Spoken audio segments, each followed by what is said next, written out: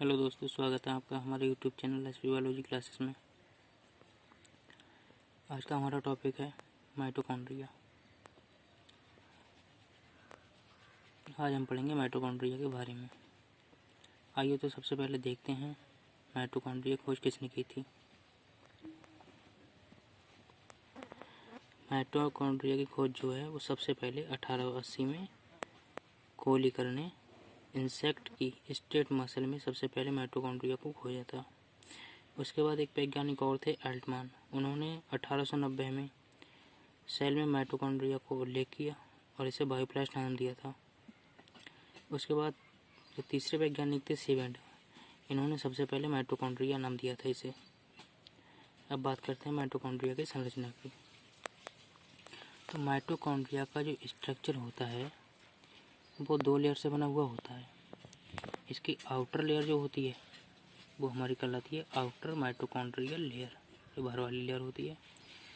और इसके अंदर वाली जो लेयर होती है यानी कि इनर लेयर, ये हमारी कहलाती है इनर माइटोकॉन्ड्रियल लेयर। इन दोनों मेम्ब्रेन के या इन दोनों लेयर के बीच में का जो स्पेस दिखाई दे रहा है हमें, इसे कहते हैं पेरी माइटोकॉन्ड्रियल स्पेस। कभी कभी होता क्या है, ये अंदर वाली लेयर जो होती है ये अंदर की ओर धस जाती है, फोल्ड हो जाती है और उंगलियों की जैसी यानी फिंगर लाइक संरचना बनाती है। तो इस संरचना को हम कहते हैं क्रेस्टी।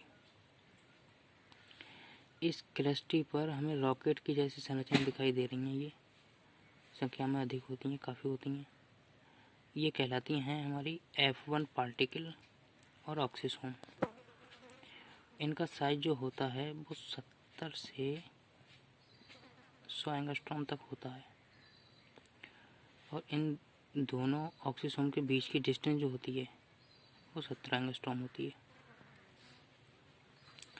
ठीक है। उसके बाद हम इसमें देखते हैं, इसमें हमें छोटे छोटे पॉइंट्स के रूप में काफ़ी संरचनाएं दिखाई दे रही हैं। इन्हें कहते हैं राइबोसोम। राइबोसोम का जो कार्य होता है, राइबोसोम का कार्य होता है प्रोटीन सिंथेसिस में हेल्प करना, यानी कि प्रोटीन का संश्लेषण करना। ठीक।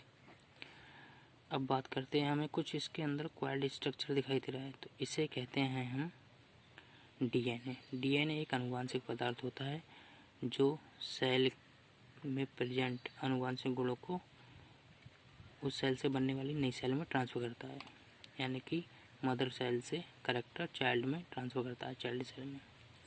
उसके बाद बात करते हैं हम, ये रॉकेट लाइक स्ट्रक्चर होते हैं। ये फूड के ऑक्सीडेशन से एनर्जी का फॉर्मेशन करते हैं, यानी कि फूड के भोजन के ऑक्सीकरण से एनर्जी का निर्माण करते हैं।